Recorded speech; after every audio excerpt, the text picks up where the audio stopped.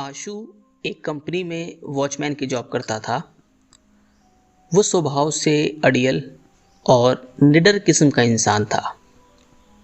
ना तो वो भूत को मानता था और ना ही भगवान को।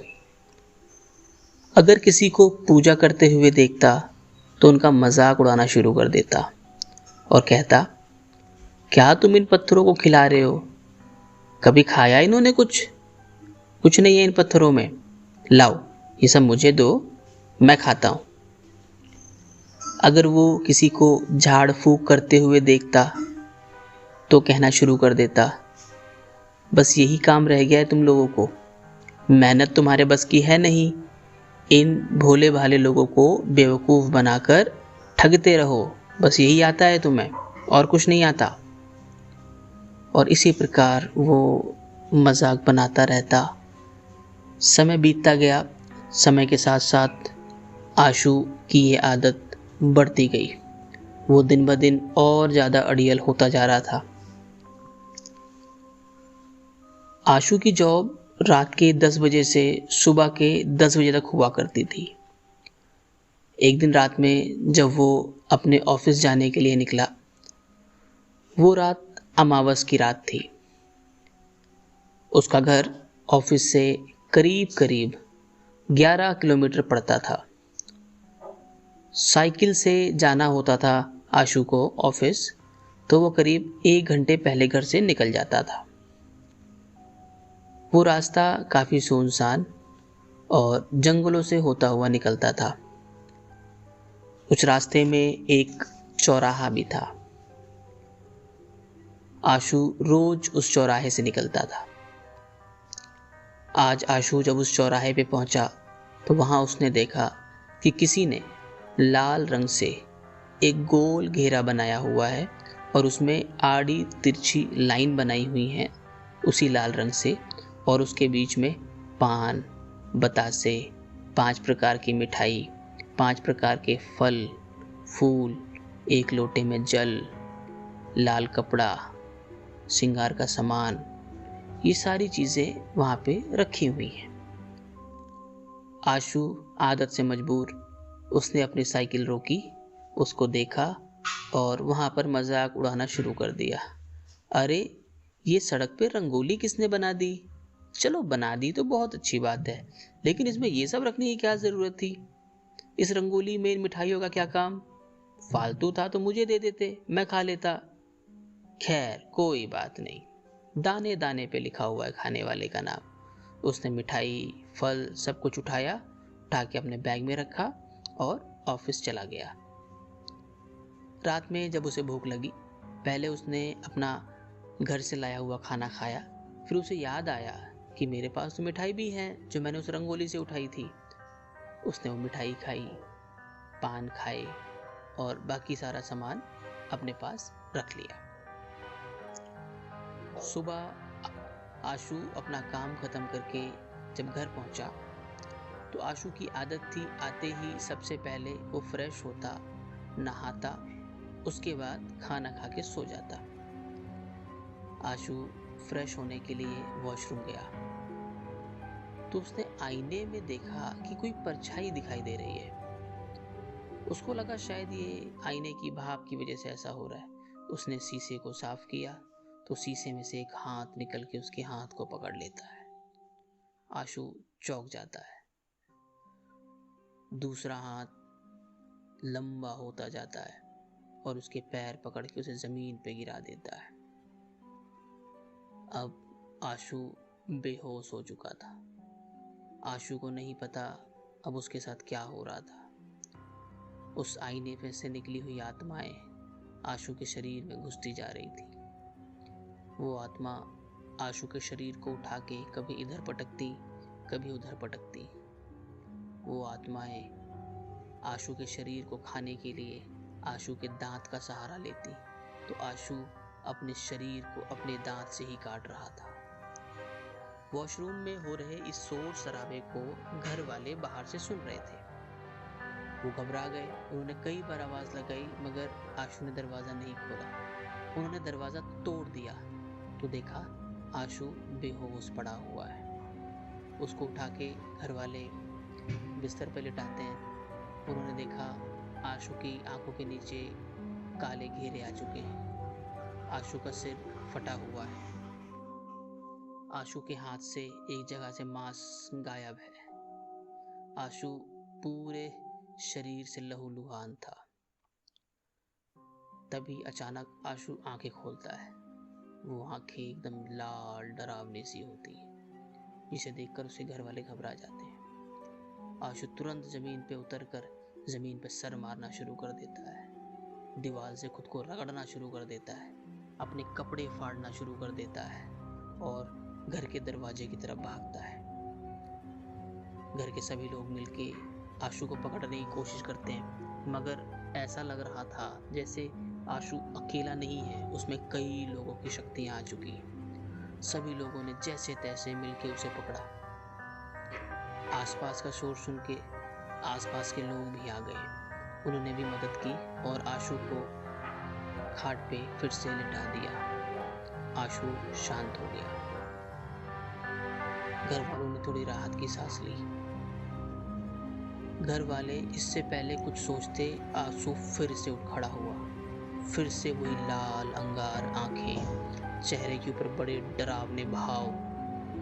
इस बार आशु ने अपने पिताजी की गर्दन पकड़ ली और बोला, तेरे बेटे ने मेरा भोग खाया है, अब इसे मैं खाऊंगा और बारी बारी से तुम सबको खाऊंगा।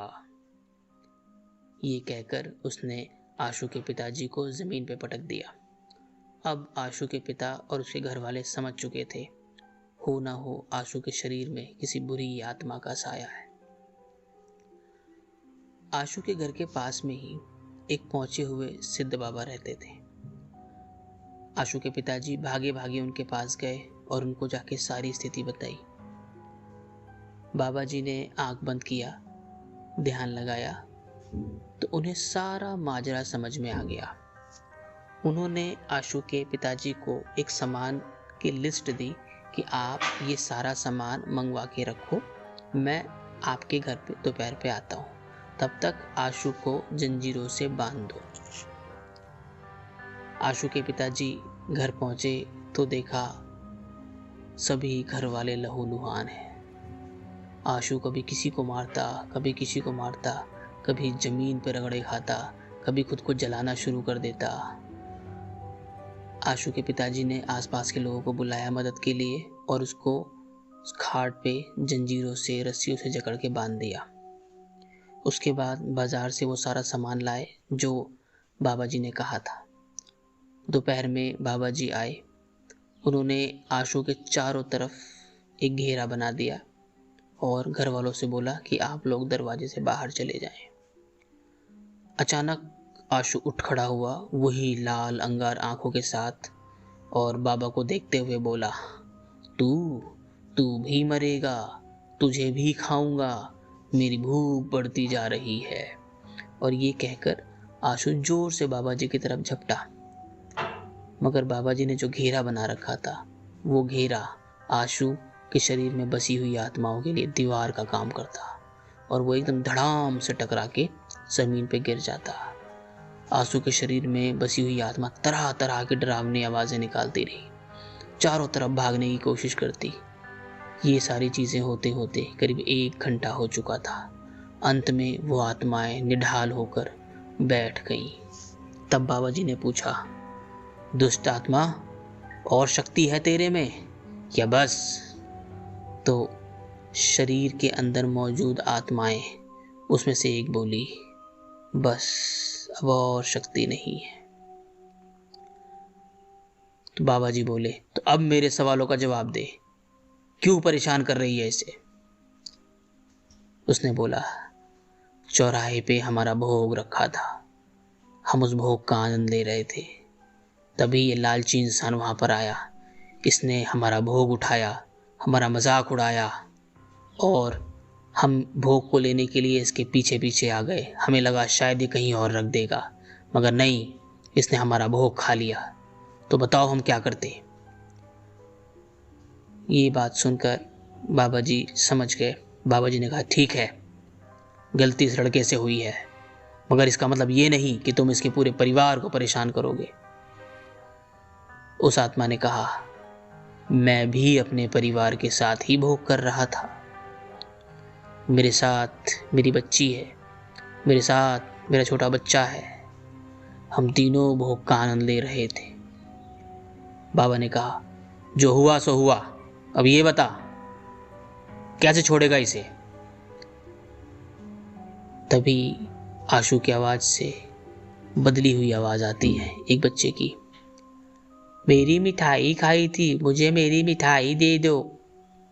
तभी आवाज फिर बदल जाती है, एक लड़की की आवाज आती है, मेरा श्रृंगार का सामान रखा हुआ था, वो उठा लिया इसने, मुझे मेरा श्रृंगार का सामान दे दो। आवाज फिर बदलती है, इस बार बूढ़े की आवाज आती है, जो मेरे बच्चे बोल रहे हैं ये इन्हें दे दो बस। और उसके बाद ये सारा सामान एक कपड़े में रखकर किसी कब्रिस्तान में दफना दो। ये दफनाने का काम इसी लड़के से करवाना है जिसने हमारा भोग खाया है। बाबा जी ने कहा, ठीक है, ये काम मैं अभी करवा देता हूँ, लेकिन तुम किसी को नुकसान नहीं पहुंचाओगे और इसी शरीर में रहोगे जब तक मुक्ति ना हो जाए। तीनों आत्माओं ने हाँ में हाँ भरी। बाबा जी ने घर वालों को बोलकर सारा सामान मंगवाया, उनको सारा मांजरा बताया। एक लाल कपड़े में सारा सामान रखा गया और घर वालों को बोला कि जब मैं और आशु यहाँ से निकलें तो कोई भी हमारे रास्ते में बीच में नहीं आएगा, कोई भी मुड़ के हमारी तरफ नहीं देखेगा, आप लोग हमसे दूसरी तरफ मुंह करके खड़े रहोगे। ये सारी बातें सुनकर घर वाले समझ गए। उन्होंने वो सामान की पोटली आशु के हाथ में दी, आशु को समझा दिया कि क्या करना है। आशु और बाबा जी कब्रिस्तान के लिए निकल पड़े। कब्रिस्तान पहुंचे, आशु ने खड्डा खोदना शुरू किया और खड्डा खोदने के बाद उसमें वो सारी चीज़ें दफनाने के बाद वहीं पर मिट्टी से ढक दिया। बाबा ने कहा, नादान, अब कान पकड़, उठक बैठक कर और इन सभी आत्माओं से माफ़ी मांग कि आज के बाद मैं कभी भी ऐसी गलती नहीं करूँगा, ना ही किसी का मजाक उड़ाऊँगा और ना ही इस प्रकार की किसी भी चीज़ को परेशान करूँगा। ये सुनकर आशु ने कान पकड़े और दिल से माफ़ी मांगी कि मुझसे गलती हुई, मैंने नादानी में ये किया था, आप लोग मुझे माफ़ करें। मैं आज के बाद किसी का भी मजाक नहीं उड़ाऊँगा और अगर चौराहे पे ऐसा कुछ दिखाई देगा तो उससे बच के निकल जाऊँगा, मगर कभी भी इन चीज़ों को परेशान नहीं करूँगा। ये माफ़ी मांगने के बाद आशु का शरीर एकदम हल्का हो गया, मगर जो चोटें उसके शरीर में थी वो अभी भी थी। सिर फटा हुआ, नाक से खून बह रहा था, शरीर में जगह जगह घाव थे, पूरा शरीर लहूलुहान था। आज इस बात को 5 साल बीत चुके हैं। अब आशु भूत को भी मानता है और भगवान को भी। अब वो हर सुबह मंदिर जाता है, ईश्वर को प्रणाम करता है। रास्ते में कोई साधु सन्यासी मिलता है, उसको प्रणाम करता है और अगर चौराहे पे ऐसा कुछ दिख जाए तो वहाँ से चुपचाप निकल जाता है। क्या आप लोगों ने कभी चौराहे पे ऐसा कुछ देखा है? क्या आप लोगों ने कभी ये महसूस किया है? तो हमें कमेंट में ज़रूर बताएं। हम किसी अंधविश्वास को बढ़ावा नहीं देते हैं।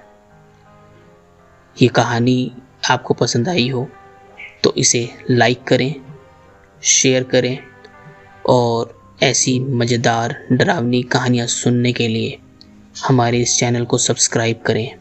साथ में बेल आइकन ज़रूर प्रेस कर लें ताकि ये डरावने नोटिफिकेशन आप तक पहुंचते रहें। आपने समय दिया, आपका बहुत बहुत धन्यवाद।